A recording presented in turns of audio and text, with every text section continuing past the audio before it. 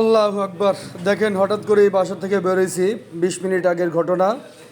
একটি মোটরসাইকেল ও একটি অটোরিকশা মুখোমুখি সংঘর্ষে বর্তমানে তিনজনই ডাক্তার হসপিটাল। একজন গুরুতর অবস্থায় থাকায় তাকে দৌলত খান হসপিটাল রাখেনি, তাকে হয়তো ভোলা নিয়ে গেছে। হ্যাঁ, এই কিছুক্ষণ আগে এই ঘটনা ঘটছে, এই ফায়ার সার্ভিসের 100 কিলোমিটার আগে। হোন্ডাটি আর অটোটি মুখোমুখি সংঘর্ষ হওয়ার ফলে অটোর সামনের অবস্থা কিছুই নাই, ভেঙে চুরে সব তছনছ। এবং হোন্ডাটিরও কম ক্ষতি হয়নি, হোন্ডারও অবস্থা তেমন একটা ভালো না। হোন্ডার অ্যাক্সিডেন্ট হওয়ার পরপরই হোন্ডার ব্যাটারি বাস্ট হয়ে গেছে। তারপরে সামনের অবস্থা, সামনের যা ছিল, সামনের বামের ডানে বামে যত কেসিং ছিল সব ভেঙে গেছে।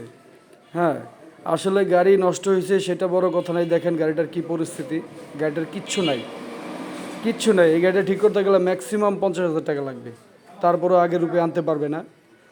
আসলে গাড়ির ক্ষতি হয়েছে সেটা বড় কথা না, সবচেয়ে বড় কথা হলো যে এই যে সামান্য একটু অসচেতনতার কারণে এই কত বড় একটা তিনজন মানুষ এখন ভুক্তভোগী, তিনজনের পরিবার এখন চিন্তিত।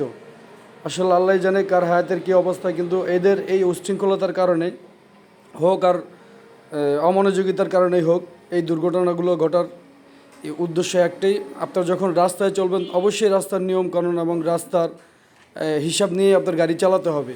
যে কোনো মুহূর্তে একটা গাড়ি চলে আসতে পারে, যে কোনো মুহূর্তে একটা গাড়ি ব্রেক হতে পারে। তো এই সব কিছু মাথায় রেখে আসলে গাড়ি চালানো উচিত আমি মনে করি।